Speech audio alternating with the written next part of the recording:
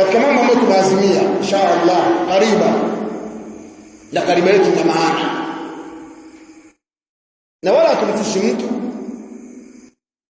isipokuwa ni katika mikakati ya da'wa na mipangilio ya da'wa. Tunawatangazia ndugu zetu walioko hapa na wengine ambao wako mbali kwamba tumejipa muda inshallah ambao tumeweka mfupi hauzidi mwezi, na haya tunayapanga katika jinsi yetu tulifanya jana. Sheikh hao walioko kadhalika na baadhi ya watu ambao tunaamiliana nao, tunashirikiana kwamba kuanzia tarehe hiyo ambayo tutahitaji inshallah tutaanzisha daura maalum ambazo zitaambatana na ziara maalum na nadwa katika mikoa inshallah, ikiwezekana yote. Tutaanzia Dar es Salaam, wapi, muda gani, tutawaambia inshallah. Tutaweka daura ya siku kadhaa, tutasema ni lini mpaka lini, tumeratibu na hiyo itakuwepo inshallah. Kisha tukianzia Dar es Salaam tutakuwa na daura hiyo katikati ya Tanzania mpaka mwisho wa Tanzania. Tutapita njia ya kati na vituo vipo alhamdulillah.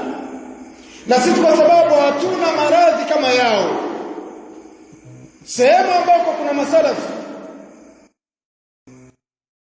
wako wazi kwa ajili ya da'wa salafia, wakakubali kutupokea, tutashirikiana nao. Wasipokubali kutupokea, tutafanya kwa vituo vya masalafi wengine, na ikishindikana tutaongea na waislamu wengine hata kama si masalafi. Na hii si haramu wala sio bid'a. Mmenielewa? Si haramu wala sio bid'a. Na tukipata fursa sehemu nyingine tutabainisha ni kwa nini hao masalafi au wanaojiita masalafi katika eneo hilo.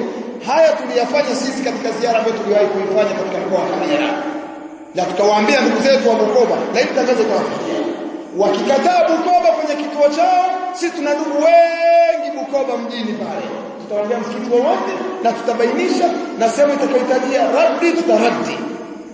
Sasa sio huko pekee, haya tuliyafanya wakati huo, na alhamdulillah ndugu zetu walitoa ushirikiano mzuri, tulishirikiana nao mpaka ile ziara tukamaliza. Sasa hii inaanzia Dar es Salaam, itakuja Pwani katika baadhi ya vituo, itakuja Morogoro, itakwenda Dodoma, itakwenda Singida, itaingia Tabora, itaingia Kahama. Tunaelewana hivyo? Tutaangalia kama tutapita njia ya Geita au nyingineyo mpaka Bukoba, alafu tutaangalia njia ya kurudi. Hiyo itakuwa ni awamu ya kwanza, tutaona awamu tatu. Tuna ruti ya kaskazini, kadhalika tuna ruti ya kusini. Ngapi hizo? 3.